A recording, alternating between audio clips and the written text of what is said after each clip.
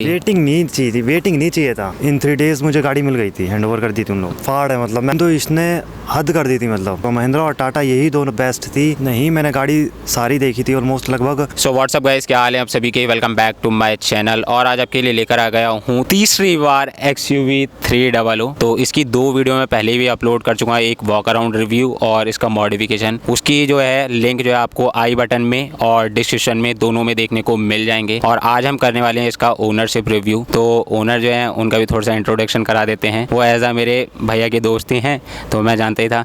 तो पहले इनका इंट्रोडक्शन करा दें। भैया अपना नाम बताना चाहेंगे? दिनेश कुमार भाई। तो दोस्तों, भैया का नाम है दिनेश। तो पहला क्वेश्चन यही रहता है सभी का कि भैया आपने ये कार क्यों ली? मेनली जो इंडियन ब्रांड होने की वजह से सबसे पहले। अच्छा, मतलब इंडियन ब्रांड पे आप ज़्यादा भरोसा करते हो और कोई नहीं?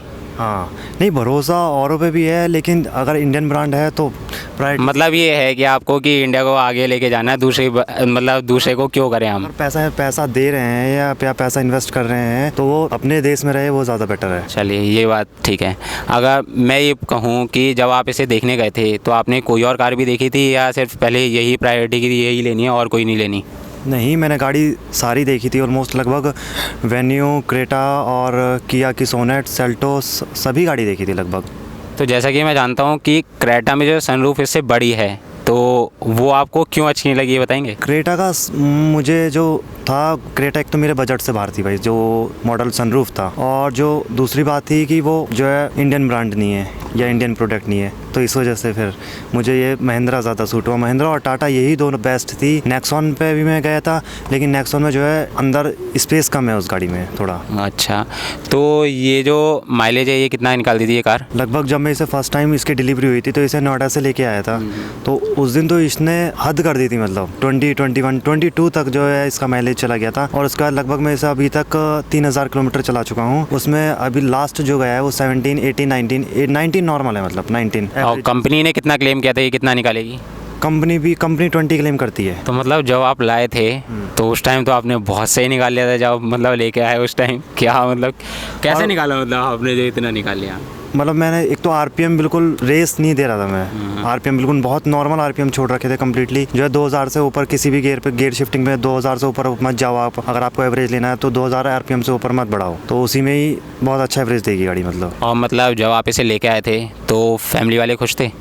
हाँ, फैमिली मतलब पापा की पहली पसंद यही थी। पापा ने मोस्टली, मेरा जो मेन था कि मैं रनिंग कॉस्ट की वजह से CNG के लिए कह रहा था पहले, लेकिन पापा को पसंद यही थी फाइनली। तो CNG बस पापा की वजह से छोड़ दी, वरना आपका प्लान था CNG लेने का? हाँ, मेरा CNG प्लान नहीं, मेरा रनिंग कॉस्ट के ऊपर ज़्यादा फोकस था कि रनिंग कॉस्ट कम हो, कुछ भी हो जाए, तो उस वजह से। अगर आप CNG में जाते तो कौन सी कार लेते हैं? यार हुंडई में, उसमें ज़्यादा ऑप्शन अवेलेबल नहीं है। हुंडई में जो उसका बेस्ट है, हुंडई में उसका सेडान क्लास में आती है और वो बेस्ट मानता हूँ। और अगर मारुति में जाते तो कौन सी लेते? मारुति में नहीं जाते फिर। अच्छा, मारुति में नहीं जाते। अभी तक जो है इससे लॉन्गेस्ट रूट कितना कवर करा है? मैंने दिल्ली ही कवर किया है लॉन्गेस्ट रूट। अच्छा, यहाँ से दिल्ली तक? हाँ, यहाँ से दिल्ली और दिल्ली से रिटर्न फिर। तो जब दिल्ली गए थे तो आपने अकेले ने चलाई थी या किसी और ने भी चलाई थी जब एक बार लेके गए थे? नहीं, गाड़ी फैमिली के साथ गई थी, लेकिन चलाता मैं ही हूँ। अच्छा, आप ही ने चलाई थी। हाँ। तो रिलैक्स कैसा था इसमें, कंफर्ट? यार मेरे अकॉर्डिंग बहुत अच्छा है जो मुझे। अच्छा, बहुत बढ़िया था। हाँ। और पिकअप कैसा है इसका डीजल इंजन होने की वजह से? पिकअप तो भाई अगर फाड़ है मतलब, मैं खुद एक्सीलेटर नहीं छूता हूँ अभी। जो है मैं सोच रहा हूँ 2 या 3 सर्विस हो जाए उसके बाद थोड़ा, लेकिन फाड़ है मतलब। जो भी जैसे दोस्त चलाते हैं वो तो कहते हैं कि यार गजब कुछ है इसका। हाँ। और अगर जब इसे कार को लेने गए थे तो शोरूम का बिहेवियर कैसा था? शोरूम का बिहेवियर ठीक था। शोरूम पे जो थे वो मतलब जान पहचान वाला स्टाफ था टोटल। अच्छा। तो इसलिए बिहेवियर अच्छा था। उसमें महिंद्रा की ऐसा कुछ नहीं है कि महिंद्रा की तरफ से अपॉइंट किए हुए या जो भी था, शोरूम का बिहेवियर अच्छा था। तो मतलब एक क्वेश्चन और है जो ये मेरे मन में था, मुरादाबाद के होकर आपने नोएडा से क्यों कार निकाली? मतलब बीच में और जगह भी तो शोरूम थे जो पास पड़ते हैं, नोएडा क्यों गए आप?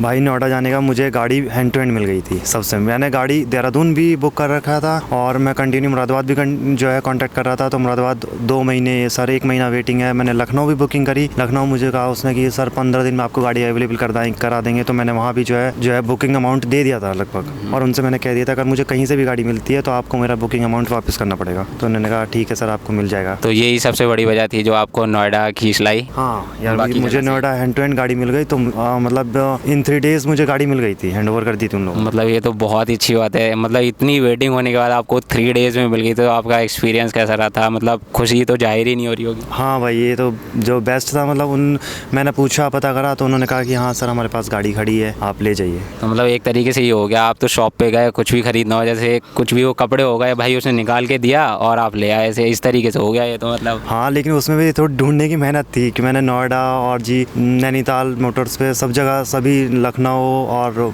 देहरादून सभी जगह मैंने ट्राई किया, मुरादाबाद, रामपुर, सब जगह, तब जाके मुझे जिस डीलर ने मुझे ये कहा कि हाँ सर मेरे पास गाड़ी खड़ी है, मैंने भाई दे बस। तो मतलब ढूंढने में कितना टाइम लग गया था आपको? मुझे एक महीना लग गया था लगभग। तो 1 महीने में, जहाँ ये 15 दिन वेटिंग बता रहे थे, तो वहीं से लेते तो और जल्दी मिल जाती है। वेटिंग नहीं चाहिए था। अच्छा। तेरे पास है तो बता, नहीं तो छोड़। अच्छा, मतलब वेटिंग नहीं चाहिए था, जहाँ आप सर्च करने के लिए तैयार थे, पर वेटिंग नहीं, मतलब कि मेरे को 15 या 20 दिन तुरंत चाहिए मेरे को, ये था आपका? यही था भाई। अच्छा, मतलब और कोई चलाता है ऐसे फैमिली में? हाँ, छोटे वाला भाई चलाता है, दोस्त है विशाल, जैसा वो जो बहुत चलाता है, उसका भी यूट्यूब चैनल है अपना। हाँ। तो वो भी चलाता है। तो उन्होंने कभी एक्सपीरियंस शेयर करा आपके साथ, कैसा रहा कैसा नहीं रहा?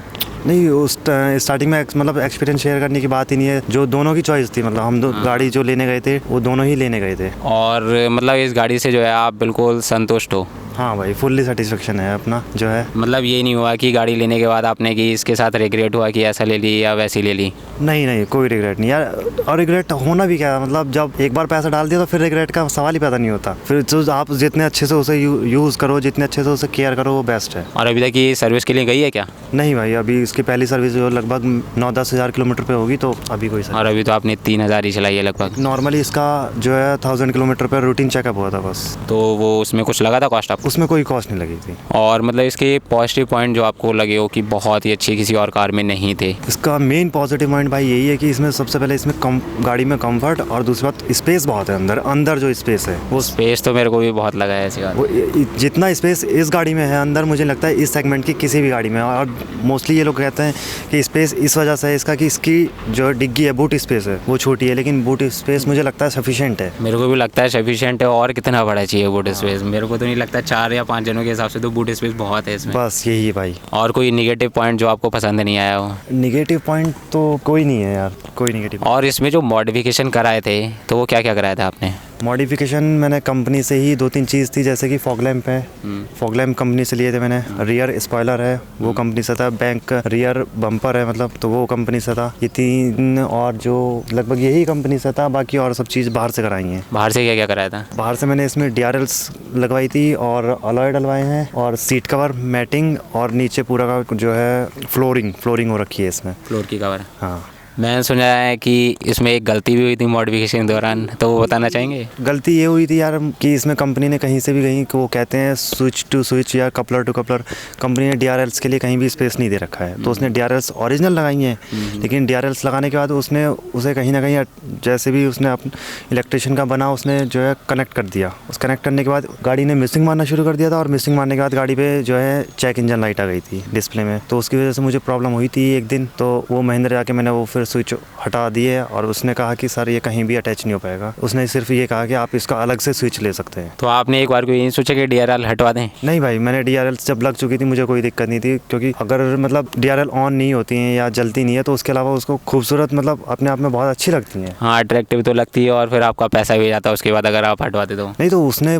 जो भी जिससे मैंने बाहर मॉडिफिकेशन कराया था उसका मैंने कह दिया था कि अगर कुछ भी बात होती है तो उसने कहा सर मैं DRLs वापस कर लूँगा, लेकिन इसका जो गैप होता है वो फिल नहीं हो पाएगा फिर दोबारा। वही चीज़ तो मैं कह जा रहा हूँ, मतलब उसके लिए बम्पर फिर आपको नया लेना पड़ता है ना, कंप्लीट बम्पर चेंज कराना पड़ेगा, या फिर उसमें आपकी सर्विस कॉस्ट ज़्यादा हो जाती है कि इतना कॉस्ट। वही चीज़। तो दोस्तों, ये कुछ था XUV 300 का ओनरशिप रिव्यू। और अगर आप भी अपना कुछ कार के बारे में या बाइक के बारे में अपना कुछ भी एक्सपीरियंस शेयर करना चाहते हैं तो इंस्टाग्राम का लिंक जो डिस्क्रिप्शन में दे रखा है, आप जाके वहाँ टेक्स्ट मैसेज कर सकते हैं। और वीडियो अगर आपको अच्छी लगी हो तो वीडियो को लाइक कीजिएगा, चैनल को सब्सक्राइब कीजिएगा। मिलते हैं आपसे किसी ऐसे ही नई वीडियो में, तब तक के लिए गुड बाय।